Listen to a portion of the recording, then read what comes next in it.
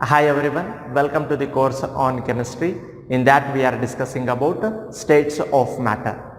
So in previous video we have seen the deviation from ideal gas behavior from real gases. Okay, real gases will deviate from ideal gas behavior because of two postulates of kinetic molecular theory which does not holds good. Those are, there will be no intermolecular force and volume of gas molecule is negligible as compared to the volume of the gas. So those two postulates are not applicable to the real gases, and hence the deviations will be observed from the ideal behavior of gas. And there you have seen the real gases will behave as ideal gas at certain conditions. Those conditions are high temperature and low pressure. So at a high temperature and at a low pressure, okay, the real gases shows ideal gas behavior.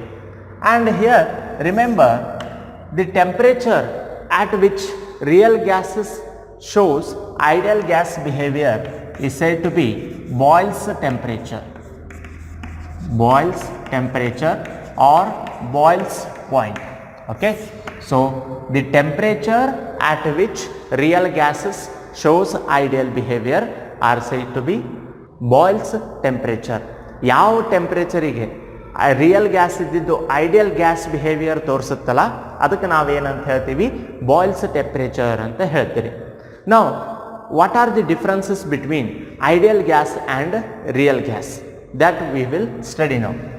So the first one, they obey Boyle's law, Charles' law and Avogadro's law strictly under all conditions.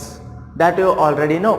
Ideal gases obeys these gas laws, and real gas, they obey Boyle's law, Charles' law and Avogadro's law at high temperature and low pressure only. ಇವು ಎಲ್ಲ conditions ಒಳಗೆ ಬೇಕಾದ temperature ಇರಲಿ ಅಥವಾ ಯಾವುದೋ pressure ಇರಲಿ ಏನು ಮಾಡ್ತಾವು, ಈ ಲಾಸನ್ನು ಒಬೆ ಮಾಡ್ತಾವೆ. But real gases just at high temperature and low pressure ಅವಾಗಷ್ಟ ಈ ಗ್ಯಾಸ್ ಲಾಸನ್ನು ಒಬೆ ಮಾಡ್ತಾವೆ. It is one of the difference between ideal and real gas. Second one, there is no intermolecular force. ಇಲ್ಲೇ intermolecular force ಇರೋದಿಲ್ಲ. But in case of real gas there is a presence of intermolecular force. ಇಲ್ಲೇ ಏನಿರುತ್ತೆ, intermolecular force present ಇರುತ್ತೆ. Then third one, ideal gas equation is given by P V is equal to NRT. This is the ideal gas equation. But the real gas equation, it is given as P plus AN square by V square into V minus NB is equal to NRT.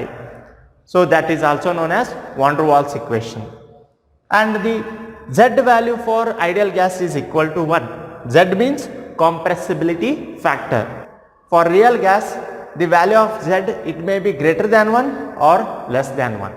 So these are the certain differences between ideal gas and real gas. Till now we have discussed about gaseous state. Now we will move to the next state, that is liquid state. As you have already studied some general characteristics of liquid state, now we will move to the some more characteristics which are mainly shown by liquid state. Among them, the first one is vapor pressure. So this is one of the character which is shown by the substances which are present in liquid state. It will be not shown by the gaseous state as well as solid state.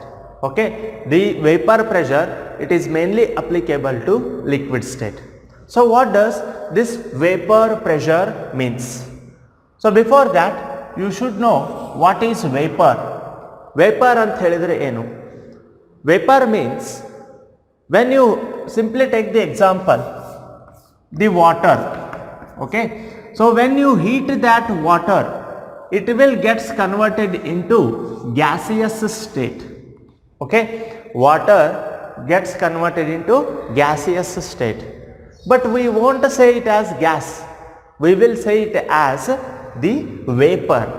ಇದನ್ನು ನಾವು heat ಮಾಡಿದಾಗ, water ತೊಗೊಂಡಿನಿ, heat ಮಾಡಿದಾಗ ಏನಾಗುತ್ತಿಲ್ಲ, vapours formation ಆಗ್ಲಿಕ್ಕೆ start ಆಗ್ತಾವೆ. Evaporation will takes place, ಆವಿ ಆಗೋದು ಅಂತ ಹೇಳ್ತೀವಿ. And these are said to be vapours. Okay, ಇವಕ್ಕೆ ನಾವೇನಂತ ಹೇಳ್ತೀವಿ, ವೇಪರ್ಸ್ ಅಂತ ಹೇಳ್ತೀವಿ. But they are present in gaseous form. Gaseous form ಒಳಗಿರ್ತಾವೆ, ಆದ್ರೂ ಅವಕ್ಕೆ ನಾವೇನಂತ ಹೇಳ್ತೀವಿ, ವೇಪರ್ಸ್ ಅಂತ ಹೇಳ್ತೀವಿ, ಗ್ಯಾಸ್ ಅಂತ ಹೇಳೋದಿಲ್ಲ. Okay, why they are said to be vapours? If you want to say any gaseous substance as vapour, then it can be liquefied by applying the pressure at critical temperature. ನಾವು ಯಾವುದೋ ಒಂದು ಗ್ಯಾಸನ್ನು vapour ಅಂತ ಹೇಳ್ಬೇಕಂತ ಹೇಳಿದ್ರೆ ಅದನ್ನು ನಾವು ಏನಾಗಿ ಕನ್ವರ್ಟ್ ಮಾಡ್ಲಿಕ್ಕೆ ಬರ್ತಿರಬೇಕು, ಲಿಕ್ವಿಡ್ ಆಗಿ ಕನ್ವರ್ಟ್ ಮಾಡ್ಲಿಕ್ಕೆ ಬರ್ತಿರಬೇಕು, by applying the pressure at critical temperature. Okay, so the vapours are nothing but the gases which can be liquefied below their critical temperature by applying the pressure. ಪ್ರೆಷರ್ನ apply ಮಾಡಿ ನಾವು ಏನು ಮಾಡಬಹುದು, ಆ ಒಂದು ಕ್ರಿಟಿಕಲ್ ಟೆಂಪ್ರೇಚರಿಗೆ ಆ ವೇಪರ್ ಇದ್ದಿದ್ದನ್ನು ಲಿಕ್ವಿಡ್ ಆಗಿ ಕನ್ವರ್ಟ್ ಮಾಡ್ಬೋದು. ಆವಾಗ ಅಂಥ ಗ್ಯಾಸಸ್ಸಿಗೆ ನಾವೇನಂತ ಹೇಳ್ತೀವಿ, ವೇಪರ್ಸ್ ಅಂತ ಹೇಳ್ತೀವಿ. ಈಗ ನೈಟ್ರೋಜನ್ ಗ್ಯಾಸ್, ಏರ್ ಒಳಗೆ ಏನಿರ್ತಾವ್ರಿ, ನೈಟ್ರೋಜನ್ ಗ್ಯಾಸ್, ಆಕ್ಸಿಜನ್ ಗ್ಯಾಸ್ ಅಂತ ಹೇಳ್ತೀವಿ. ಆಕ್ಸಿಜನ್ ವೇಪರ್, ನೈಟ್ರೋಜನ್ ವೇಪರ್ ಅಂತ ಹೇಳೋದಿಲ್ಲ. Because if you compress the air, okay, it does not get liquefied. ಅದು ಏನಾಗ್ಬಿಡೋದಿಲ್ಲ, ಲಿಕ್ವಿಫೈ ಆಗೋದಿಲ್ಲ. Okay, hence they are said to be gases. And at certain conditions they will get liquefied. ಒಂದಿಷ್ಟು conditions ಒಳಗೆ ಏನಾಗ್ತಾವೆ, liquefy ಆಗ್ತಾವೆ, liquid ಆಗಿ convert ಆಗ್ತಾವೆ. Okay, but those gases which can be converted into liquid form at critical temperature are said to be vapors. Then what is critical temperature? ನಾ ಇಲ್ಲಿ ಒಂದು term use ಮಾಡಾಕತ್ತೀನಿ, critical temperature ಅಂತ ಹೇಳ್ತೀವಿ.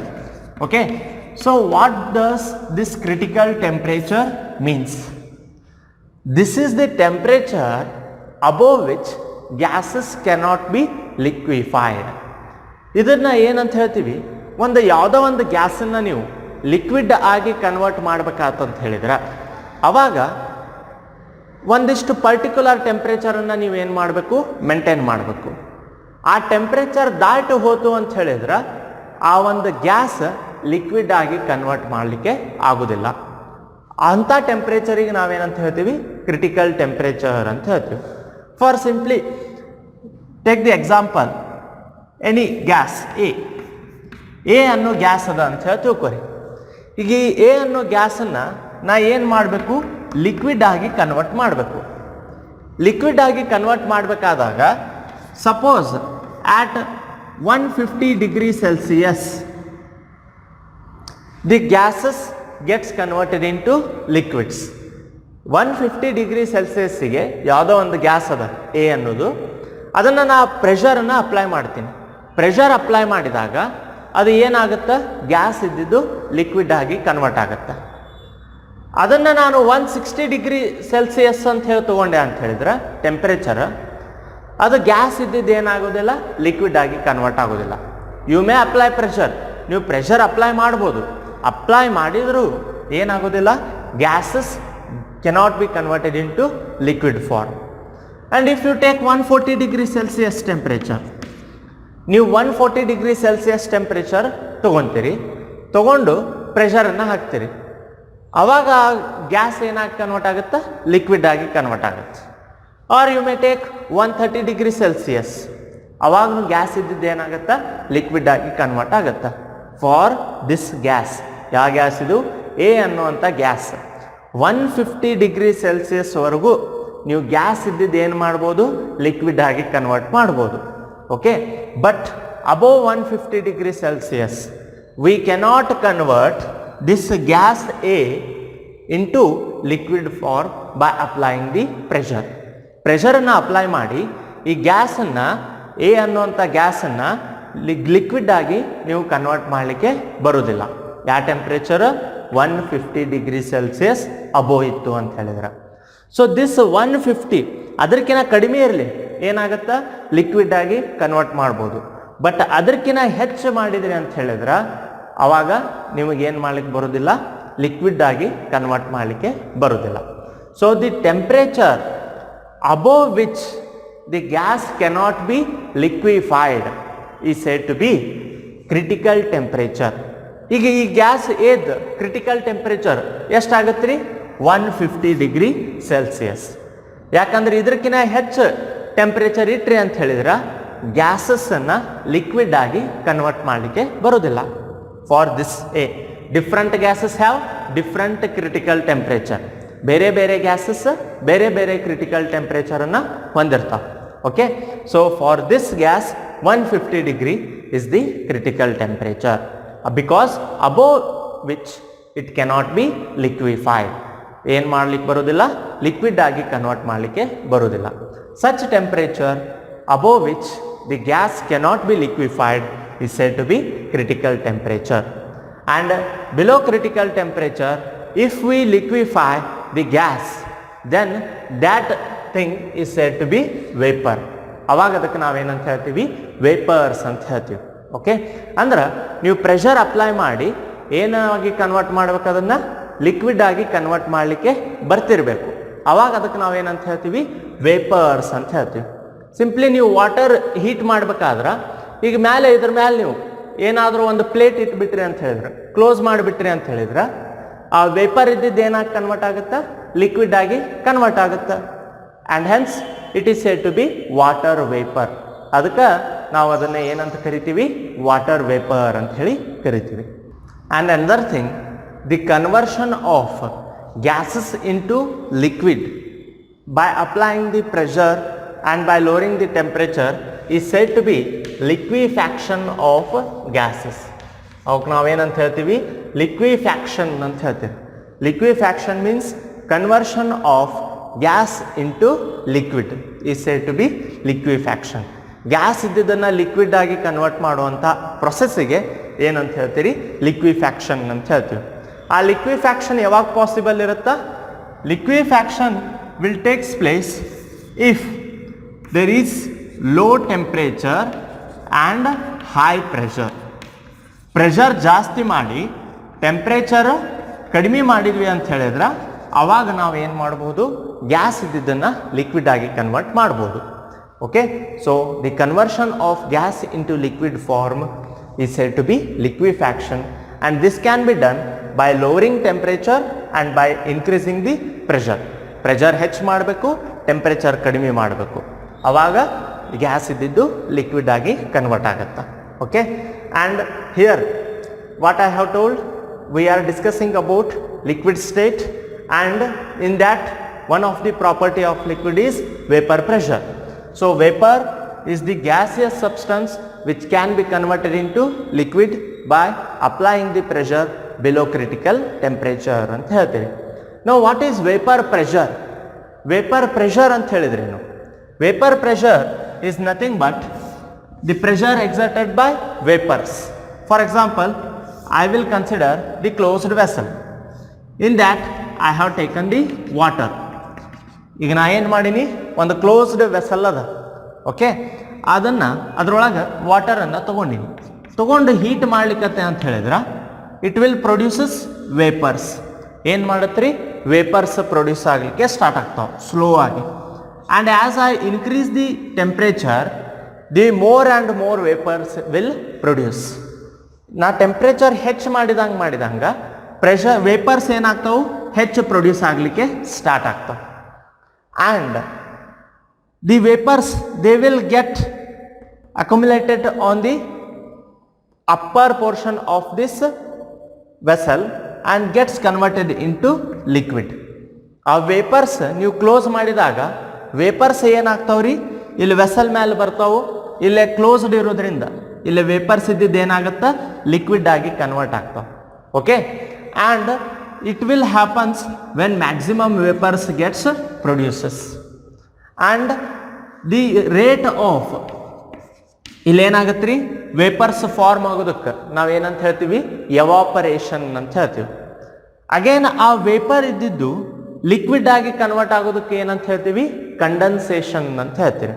Okay, so here the rate of evaporation is equal to rate of condensation. Rate of evaporation is equal to rate of condensation. That means ಇಲ್ಲಿ ಎಷ್ಟು vapours produce ಆಗ್ತಿರ್ತಾವಲ್ಲ ಅಷ್ಟ vapours liquid ಆಗಿ convert ಆಗ್ತಿರ್ತಾವ. ಅಂದ್ರೆ ಎಷ್ಟು ವೇಪರ್ಸ್ ಪ್ರೊಡ್ಯೂಸ್ ಆಗ್ತಾವ, rate of evaporation is equal to vapours ಇದ್ದಿದ್ದು ಲಿಕ್ವಿಡ್ ಆಗೋದು ಅಂದ್ರೆ ರೇಟ್ ಆಫ್ ಕಂಡೆನ್ಸೇಷನ್. ಎರಡು ಏನಾಗ್ತಾವು, ಈಕ್ವಲ್ ಆಗ್ತಾವ. ಈಕ್ವಲ್ ಆದಾಗ ಆ ಸ್ಟೇಟಿಗೆ ನಾವೇನಂತ ಹೇಳ್ತೀವಿ, ಇಕ್ವಿಲಿಬ್ರಿಯಮ್ ಅಂತ ಹೇಳ್ತೀವಿ. Equilibrium. Okay, rate of evaporation is equal to rate of condensation. In such condition that condition is said to be equilibrium ಅಂತ. ಅದಕ್ಕೆ ನಾವೇನಂತ ಹೇಳ್ತೀವಿ, ಇಕ್ವಿಲಿಬ್ರಿಯಮ್ ಅಂತ ಹೇಳ್ತೀವಿ. So the vapours which are produced will exert the pressure on this container as well as on the liquid surface. ಇಲ್ಲಿ ಏನು produce ಆಗತ್ತೆ ರೀ, ಇಲ್ಲೆಲ್ಲ ವೇಪರ್ ಪ್ರೆಷರ್ ಪ್ರೊಡ್ಯೂಸ್ ಆಗುತ್ತೆ. it will get produce pressure.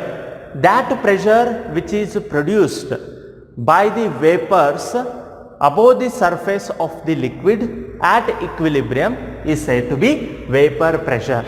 ಏನು ಹೇಳತ್ರಿ, the pressure which is exerted by vapors on the surface of the liquid at equilibrium is said to be vapor pressure ಅಂತ ಹೇಳ್ತೀವಿ. Equilibrium ಇದ್ದಾಗ ಅಂದ್ರೆ rate of evaporation, rate of condensation ಎರಡೂ equal ಇದ್ದಾಗ ಇಲ್ಲೇ ಈ liquid surface ಮೇಲೆ ಹೌದಾ ವೇಪರ್ಸ್ ಪ್ರೊಡ್ಯೂಸ್ ಆಗಿರ್ತಾವು. ಆ ವೇಪರ್ಸ್ ಏನು ಎಕ್ಸರ್ಟ್ ಮಾಡ್ತಾವು, ಪ್ರೆಷರನ್ನು ಎಕ್ಸರ್ಟ್ ಮಾಡ್ತಾವೆ. ಆ ಪ್ರೆಷರಿಗೆ ನಾವೇನಂತ ಹೇಳ್ತೀವಿ, ವೇಪರ್ ಪ್ರೆಷರ್ ಅಂತ ಹೇಳ್ತೀವಿ. In simple terms just remember, pressure exerted by vapours. ವೇಪರ್ಸ್ದಿಂದ ಏನು ಪ್ರೆಷರ್ ಎಕ್ಸರ್ಟ್ ಆಗುತ್ತಲ್ಲ, ಒತ್ತಡ, ಅದಕ್ಕೆ ನಾವೇನಂತ ಹೇಳ್ತೀವಿ, ವೇಪರ್ ಪ್ರೆಷರ್ ಅಂತ ಹೇಳ್ತೀವಿ. And when the vapour pressure of the liquid becomes equal to the atmospheric pressure,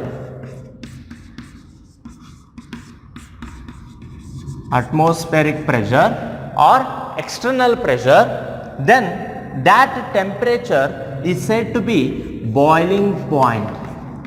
ಅವಾಗ ಅದಕ್ಕೆ ಏನಂತ ಹೇಳ್ತೀವಿ, ಬಾಯ್ಲಿಂಗ್ ಪಾಯಿಂಟ್ ಅಂತ ಹೇಳ್ತೀವಿ. ಸೊ ಬಾಯ್ಲಿಂಗ್ ಪಾಯಿಂಟ್ ಮೀನ್ಸ್ ಕುದಿಯುವ ಬಿಂದು ಅಂತ ಹೇಳ್ತಾರೆ.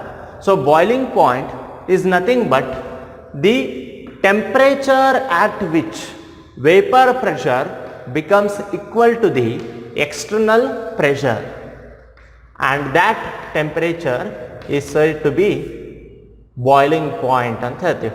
ಅದಕ್ಕೆ ನಾವೇನು ಹೇಳ್ತೀವಿ, ಬಾಯ್ಲಿಂಗ್ ಪಾಯಿಂಟ್. ಈಗ ನಾ ಇದನ್ನು ಏನು ಮಾಡ್ತೀನಿ, ವೆಸಲ್ನ ಓಪನ್ ಮಾಡ್ತೀನಿ. ಓಪನ್ ಮಾಡಿದಾಗ ವೇಪರ್ಸ್ ಎಸ್ಕೇಪ್ ಆಗಲಿಕ್ಕೆ ಸ್ಟಾರ್ಟ್ ಆಗ್ತಾವೆ. ಈ ವೇಪರ್ಸ್ದ ಪ್ರೆಷರ್ ಮತ್ತು ಎಕ್ಸ್ಟರ್ನಲ್ ಪ್ರೆಷರ್ ಅಂದ್ರೆ ಅಟ್ಮಾಸ್ಫೇರಿಕ್ ಪ್ರೆಷರ್ ಏನು ಆ್ಯಕ್ಟ್ ಆಗ್ತಿರುತ್ತಲ್ಲ, ಗಾಳಿಯಿಂದ ಏನು ಪ್ರೆಷರ್ ಬರ್ತಿರುತ್ತಲ್ಲ, ಆ ಪ್ರೆಷರ್ ಮತ್ತು ವೇಪರ್ಸ್ದ ಪ್ರೆಷರ್ ಎರಡೂ ಈಕ್ವಲ್ ಆದಾಗ ನಾವು ಅದಕ್ಕೆ ಏನಂತ ಹೇಳ್ತೀವಿ, ಬಾಯ್ಲಿಂಗ್ ಪಾಯಿಂಟ್ ಅಂತ ಹೇಳ್ತೀವಿ. The temperature at which vapour pressure equal to the external pressure is said to be boiling point.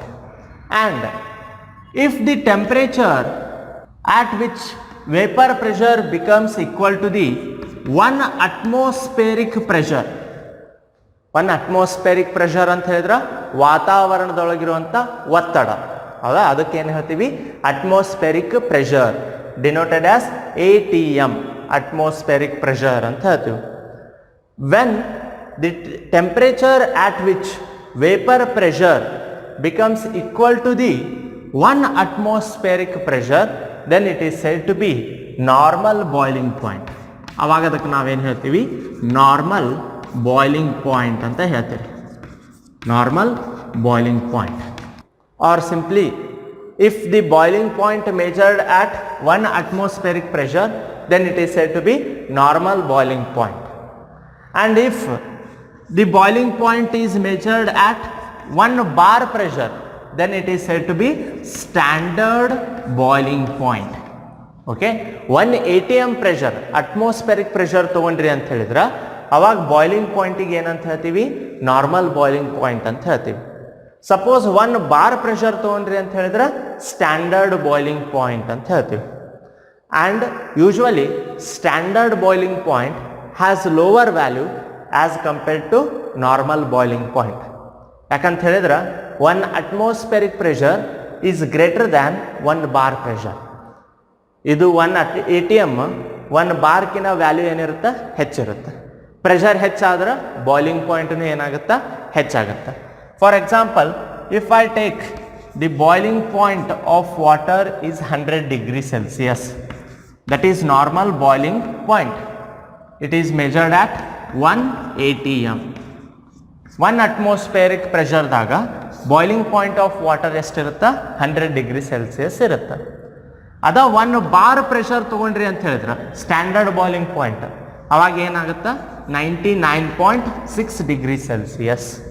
Okay, this shows that normal boiling point is having higher value than standard boiling point. Okay, remember this. Hence in pressure cooker you can see due to the increase in pressure the boiling point of water increases. ಅಲ್ಲೇ pressure ಹೆಚ್ಚಾಗೋದ್ರಿಂದ ಏನಾಗ್ಬಿಡುತ್ತೆ ರೀ, ಅಲ್ಲೇ boiling point ಹೆಚ್ಚಾಗತ್ತೆ. ಅದ Mount Everest ಮೇಲೆ ಹೋದ್ರಿ ಅಂತ ಹೇಳಿದ್ರೆ, ಹೈಟಿಗೆ ಹೋದ್ರಿ ಅಂತ ಹೇಳಿದ್ರೆ ಅಲ್ಲಿ ಪ್ರೆಷರ್ ಏನಿರುತ್ತೆ, ಕಡಿಮೆ ಇರುತ್ತೆ. ಪ್ರೆಷರ್ ಕಡಿಮೆ ಆತಂತ ಹೇಳಿದ್ರೆ ಬಾಯ್ಲಿಂಗ್ ಪಾಯಿಂಟ್ನು ಏನಾಗುತ್ತಾ, ಕಡಿಮೆ ಆಗುತ್ತೆ. So remember this characteristic of liquid state, that is vapour pressure. So the next characteristic of a liquid state is surface tension. So what does this surface tension means? Let us consider the example of a water which is taken in a container and it consists of molecules. ಏನು ತಗೋರಿ, ಒಂದು container ಒಳಗೆ, ಒಂದು tank ಒಳಗೆ water ತಗೋರಿ. ಆ water ಒಳಗೆ ಏನಿರ್ತಾವೆ, water molecules present ಇರ್ತಾವೆ. ಓಕೆ, ಈ ರೀತಿ ಏನಾಗಿರ್ತಾವ್ರಿ, ಅರೇಂಜ್ಮೆಂಟ್ ಆಗಿರ್ತಾವೆ. ಈಗ ಇವು ಎಲ್ಲ ಅಟಮ್ಸ್ದ ನಡುವೆ ಅಟ್ರಾಕ್ಟಿವ್ ಫೋರ್ಸ್ ಪ್ರೆಸೆಂಟ್ ಇರುತ್ತೆ, ಇಂಟರ್ಮಾಲಿಕ್ಯುಲರ್ ಫೋರ್ಸ್. ಅದು ನಿಮಗೆ ಆಲ್ರೆಡಿ ಗೊತ್ತು. So this molecule, when I consider this molecule, it is get attracted by the another molecule which is near to it, and this will also attracted by this molecule. So the surrounding molecules will attract the molecule which is present near to it, and hence the net force on this molecule will be 0. ಇಲ್ಲಿ ಎಲ್ಲ ಕಡೆಯಿಂದ attractive force attract ಮಾಡೋದ್ರಿಂದ ಆ molecule movement ಆಗುತ್ತಾ, it will not undergo any movement. Okay, so here the net force acting on it will be 0. ಇಲ್ಲಿ ಎಲ್ಲ ಕಡೆಯಿಂದ attract ಮಾಡೋದ್ರಿಂದ ಅದರ ಮೇಲೆ ಏನಾಗುತ್ತೆ, ಫೋರ್ಸ್ ಅಪ್ಲೈ ಆದಂಗೆ ಅನಿಸೋದೇ ಇಲ್ಲ. ನೆಟ್ ಫೋರ್ಸ್ ಏನಿರುತ್ತಲ್ಲೇ 0 ಇರುತ್ತೆ. Okay, and if you consider this molecule, ಈ ಮಾಲಿಕ್ಯೂಲ್ ತೊಗೊಂಡಾಗ ಇದನ್ನು ಮಾಲಿಕ್ಯೂಲನ್ನು ಈ ಮಾಲಿಕ್ಯೂಲ್ ಏನು ಮಾಡ್ತಿರತ್ತೆ ರೀ, ಅಟ್ರಾಕ್ಟ್ ಮಾಡುತ್ತೆ. ಈ ಮಾಲಿಕ್ಯೂಲ್ನು ಅಟ್ರಾಕ್ಟ್ ಮಾಡುತ್ತಾ, ಈ ಮಾಲಿಕ್ಯೂಲ್ನು ಅಟ್ರಾಕ್ಟ್ ಮಾಡುತ್ತೆ. So this molecule experiences 0 force. ಇಲ್ಲಿ ಏನಾಗೋದಿಲ್ಲ, ಯಾವುದೂ ಫೋರ್ಸ್ ಎಕ್ಸ್ಪೀರಿಯನ್ಸ್ ಆಗೋದಿಲ್ಲ. ಯಾಕಂದ್ರೆ 4 ಕಡೆಯಿಂದ ಸೇಮ್ ಫೋರ್ಸ್ ಅಪ್ಲೈ ಆಗ್ತಿರುತ್ತೆ. ಹಾಗಾಗಿ ಅಲ್ಲಿ ನೆಟ್ ಫೋರ್ಸ್ ಏನಿರುತ್ತೆ, 0 ಇರುತ್ತೆ. But it is in bulk liquid. Bulk liquid ಒಳಗೆ ಇದು ಪೂರ್ತಿ ಬಲ್ಕ್ ಲಿಕ್ವಿಡ್ ಅಂತ ಹೇಳ್ತೀವಿ. ಅದ ಇಲ್ಲಿ ಇದು ತಗೊಂಡ್ವಿ ಅಂತ ಹೇಳಿದ್ರೆ ಇದಕ್ಕೆ ನಾವೇನಂತ ಹೇಳ್ತೀವಿ, ಸರ್ಫೇಸ್ ಆಫ್ ದಿ ಲಿಕ್ವಿಡ್ ಅಂತ ಹೇಳ್ತೀವಿ. ಓಕೆ, ಇಲ್ಲಿ ನೀರು, ಒಳಗಿನ ನೀರು ತೊಗೊಂಡ್ವಿ ಅಂತ ಹೇಳಿದ್ರೆ ಬಲ್ಕ್ ಅಂತ ಹೇಳ್ತೀವಿ. ಮೇಲೆ ಸರ್ಫೇಸ್ ಮೇಲಿರುವಂಥ ನೀರಿಗೆ ಏನಂತ ಹೇಳ್ತೀವಿ, ಸರ್ಫೇಸ್ ಅಂತ ಹೇಳ್ತೀವಿ. Okay, now in case of surface molecules what happens? Surface molecules ತಗೊಂಡಾಗ ಏನಾಗುತ್ತೆ, ಈಗ ಇಲ್ಲಿ ಮಾಲಿಕ್ಯೂಲ್, ಈ ಮಾಲಿಕ್ಯೂಲನ್ನು ಏನು ಮಾಡುತ್ತಾ, ಅಟ್ರಾಕ್ಟ್ ಮಾಡುತ್ತಾ. ಈ ಮಾಲಿಕ್ಯೂಲ್ನು ಏನು ಮಾಡುತ್ತೆ ರೀ, ಅಟ್ರಾಕ್ಟ್ ಮಾಡುತ್ತಾ. ಈ ಮಾಲಿಕ್ಯೂಲ್ನು ಅಟ್ರಾಕ್ಟ್ ಮಾಡುತ್ತೆ. ಬಟ್ ಇಲ್ಲೇ ಯಾವುದೋ ಮಾಲಿಕ್ಯೂಲ್ ಇರೋದಿಲ್ಲ, ವಾಟರ್ ಮಾಲಿಕ್ಯೂಲ್ ಇಲ್ಲ. ಯಾಕಂದ್ರೆ ಇದೇನು ಪೂರ್ತಿ ಸರ್ಫೇಸ್. ಈ ಸರ್ಫೇಸ್ ಮೇಲೆ ಲಿಕ್ವಿಡ್ ಇಲ್ಲ.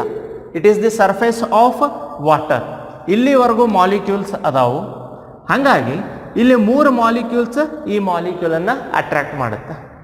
ಬಟ್ ಬ್ಯಾಲೆನ್ಸ್ ಆಗಬೇಕು ಅಂತ ಹೇಳಿದ್ರೆ ಇಲ್ಲಿರುವಂಥ ಯಾವುದಾದ್ರೂ ಒಂದು ಮಾಲಿಕ್ಯೂಲ್, ವಾಟರ್ ಮಾಲಿಕ್ಯೂಲ್, ಇದನ್ನು ಅಟ್ರಾಕ್ಟ್ ಮಾಡಬೇಕು. ಬಟ್ ಇಲ್ಲೇ ಮಾಲಿಕ್ಯೂಲ್ ಇರಲಾರ್ದ ಕಾರಣ ಇಲ್ಲಿ ಏನಾಗತ್ತೆ ರೀ, it will experiences tension on it. ಏನಾಗತ್ತೆ ರೀ ಇಲ್ಲಿ, it will experiences tension. Tension ಅಂತ ಹೇಳಿದ್ರೆ ಫೋರ್ಸ್. ಇಲ್ಲೇನಾಗ್ಲಿಕ್ಕೆ ಸ್ಟಾರ್ಟ್ ಆಗುತ್ತೆ, ಈ ಮಾಲಿಕ್ಯೂಲ್ ಮೇಲೆ ಫೋರ್ಸ್ ಎಕ್ಸರ್ಟ್ ಆಗಲಿಕ್ಕೆ ಸ್ಟಾರ್ಟ್ ಆಗುತ್ತೆ.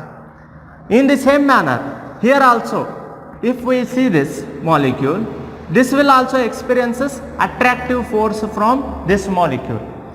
ಈ ಮಾಲಿಕ್ಯೂಲ್ ಇದನ್ನು ಅಟ್ರಾಕ್ಟ್ ಮಾಡ್ತಿರುತ್ತೆ, ಈ ಮಾಲಿಕ್ಯೂಲ್ ಇದನ್ನು ಅಟ್ರಾಕ್ಟ್ ಮಾಡ್ತಿರುತ್ತೆ.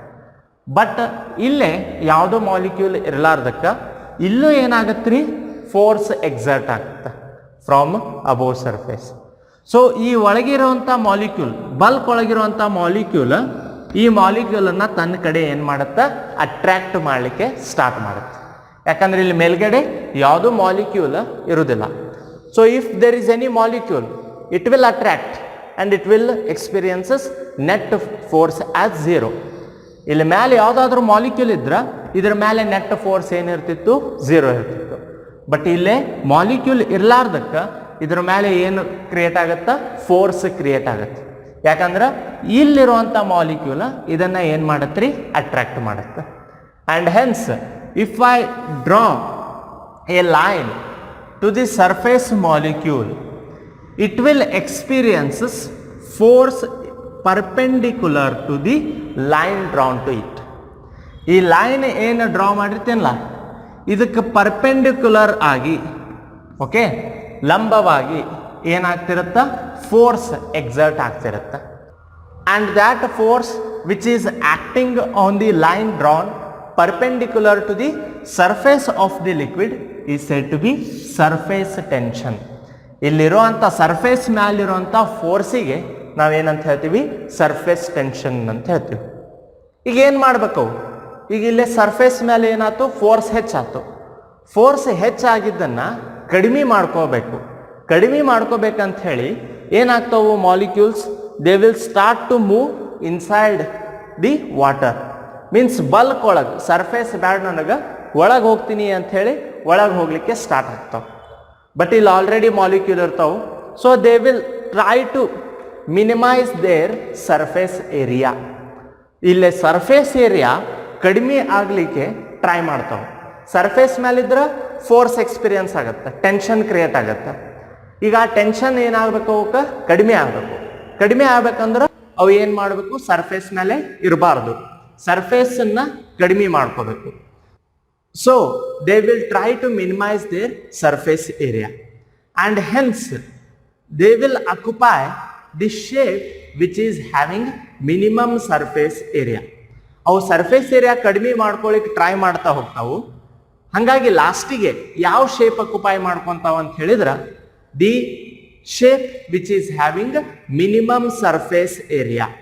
ಎದರ್ದ ಯಾವ ಶೇಪದ್ದು ಸರ್ಫೇಸ್ ಏರಿಯಾ ಕಡಿಮೆ ಇರುತ್ತಲ್ಲ, ಆ ಶೇಪ್ ಒಳಗೆ ಅವು ಏನಾಗ್ತಾವು, ಕನ್ವರ್ಟ್ ಆಗ್ತಾವ. And the minimum surface area is shown by a sphere. Sphere ಏನಾಗಿರುತ್ತೆ ರೀ, ಸರ್ಫೇಸ್ ಏರಿಯಾ ಅದರದ ಕಡಿಮೆ ಇರುತ್ತೆ.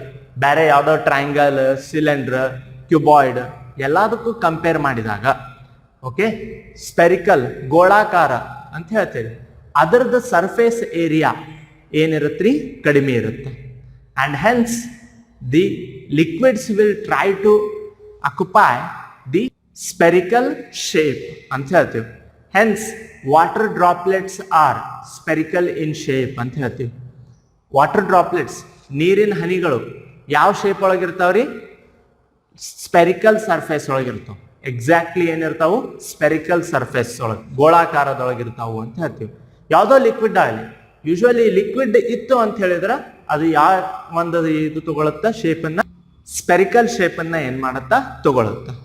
ಬಟ್ ನೀವು ಹೇಳ್ಬೋದು if U see the surface, ಈಗ ಯಾವುದೋ ಒಂದು ನೆಲ ತಗೊಂಡ್ರಿ, ಅದ್ರ ಮೇಲೆ ನೀರಿನ ಹನಿ ಬಿತ್ತ ಅಂತ ಹೇಳಿದ್ರೆ ಏನಾಗುತ್ತೆ ರೀ, ಅದು ಈ ರೀತಿ ತೋರಿಸುತ್ತೆ.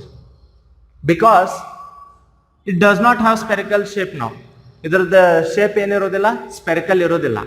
ಯಾಕಂತ ಹೇಳಿದ್ರೆ because of gravity, the spherical shape becomes somewhat flattened. ಅದೇನಾಗುತ್ತೆ ರೀ, ಸ್ವಲ್ಪ ಫ್ಲಾಟ್ ಆಗಿ ಕಾಣಿಸುತ್ತೆ.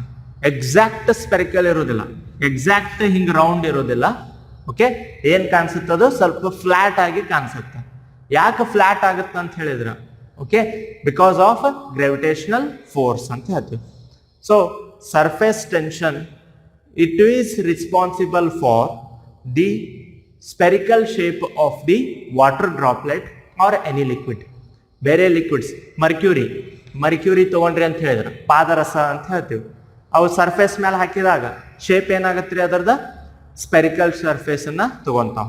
Okay, because their surface tension is high. So surface tension ದಿಂದ ಅಲ್ಲೇ ಸ್ಪೆರಿಕಲ್ ಶೇಪ್ ನಾವೇನ್ ಮಾಡ್ಬೋದು, ಕಾಣ್ಬೋದು. ಅಂಡ್ ಆಲ್ಸೋ ಗ್ಲಾಸಸ್, ಈಗ ಗ್ಲಾಸ್ ವಿಂಡೋಸ್ ಅಥವಾ ಗ್ಲಾಸದ್ದು ಏನೋ ಮೆಟೀರಿಯಲ್ ಮಾಡ್ಬೇಕಾದ್ರ ಅದ್ರದ್ದು ಎಂಡಿಗೆ ಸ್ಮೂತ್ ಮಾಡ್ತಾರೆ. ಸ್ಮೂತ್ ಯಾವ ರೀತಿ ಆಗುತ್ತದೋ, we will heat that glass. ಯಾವುದೋ ಒಂದು ಗ್ಲಾಸ್ ಅದ ಅಂತ ಹೇಳಿ ತಿಳ್ಕೊರಿ, ಎಡ್ಜಸ್ಸಿಗೆ ಅದು ಏನಿರುತ್ತೆ, ಫುಲ್ ಶಾರ್ಪ್ ಇರುತ್ತೆ. ಬಟ್ ಆ ಶಾರ್ಪ್ನೆಸ್ ಅನ್ನ ಕಡಿಮೆ ಮಾಡೋ ಸಂಬಂಧ ಸ್ಮೂತ್ ಆಗ್ಬೇಕು. ನಮಗೆ ಶಾರ್ಪ್ ಇತ್ತು ಅಂತ ಹೇಳಿದ್ರೆ ಏನಾಗತ್ತ, ಇಂಜುರಿ ಆಗೋ ಚಾನ್ಸಸ್ ಇರುತ್ತೆ, ಗಾಯ ಆಗ್ಬೋದು. ಸ್ವಲ್ಪ ಹತ್ತದ ಅಂತ ಹೇಳಿದ್ರೆ ಕಟ್ಟಾಗಿ ಏನಾಗತ್ರಿ, ಗಾಯ ಆಗತ್ತೆ. ಅದನ್ನ ಅವಾಯ್ಡ್ ಮಾಡೋ ಸಂಬಂಧ ಈ ಒಂದು ಎಡ್ಜಸ್ ಅನ್ನ ಏನ್ ಮಾಡ್ಬೇಕು, ಸ್ಮೂತ್ ಮಾಡ್ಬೇಕಂತ ಹೇಳಿ ಅವ್ರು ಏನ್ ಮಾಡ್ತಾರ, they will heat the edges of ಗ್ಲಾಸದ ಎಡ್ಜಸ್ ಅನ್ನ ಏನ್ ಮಾಡ್ತಾರ, ಹೀಟ್ ಮಾಡ್ತಾರ. ಹೀಟ್ ಮಾಡಿದಾಗ ಆ ಸಾಲಿಡ್ ಗ್ಲಾಸ್ ಇದ್ದಿದ್ದು ಏನಾಗತ್ತ, ಲಿಕ್ವಿಡ್ ಆಗತ್ತೆ. ಲಿಕ್ವಿಡ್ ಆಗಿ it will takes spherical shape, not exactly spherical shape, but it try to attain spherical shape and it becomes smooth. ಅದು ಏನಾಗತ್ರಿ, ಸ್ಮೂತ್ ಆಗುತ್ತೆ. Okay, so that is also one of the application of surface tension. So you will find lot of applications of surface tension, as well as if you take a tube, in that if you fill up the water, ನೀವು ಒಂದು tube ತಗೊಂಡು ನೀರು fill up ಮಾಡಿದ್ರಿ ಅಂತ ಹೇಳಿದ್ರ ಎಂಡಿಗೆ ಅದು ಯಾವ ರೀತಿ ತೋರಿಸುತ್ತಾ, ಈ ರೀತಿ ಶೇಪ್ ತೋರಿಸುತ್ತಾ. Okay, it is because of surface tension ಅಂತ ಹೇಳ್ತೀವಿ. ಇನ್ನು ಕ್ಯಾಪಿಲರೀಸ್, ಓಕೆ, ಕ್ಯಾಪಿಲರಿ ಅಂತ ಹೇಳ್ತೀವಿ. Capillary means the long tube which is having a narrow hole in that. In capillaries, the water will have curved surface because of surface tension. Okay, so this is the another property of liquid state. And also its unit SI unit of surface tension is Newton per meter. ಏನಂತ ಹೇಳ್ತೀರಿ, Newton. N ಅಂತ ಹೇಳಿದ್ರೆ Newton per metre ಅಂತ ಹೇಳ್ತೀವಿ. Because this surface tension is nothing but force acting on the line drawn to the unit length perpendicular to it. Okay, and hence line is having the length L and force is F, and therefore F is, its unit is Newton. L length, ಉದ್ದದ ಎದರೊಳಗೆ measure ಮಾಡ್ತೀರಿ, metre. So N by M, it is said to be Newton per meter. Okay, so this is the SI unit of surface tension. And also remember another thing here, if we want to increase the surface of the liquid, ಈಗ ಅವು ಏನಾಗಿರ್ತಾವು, spherical shape ಒಳಗೆ ಬಂದಿರ್ತಾವ.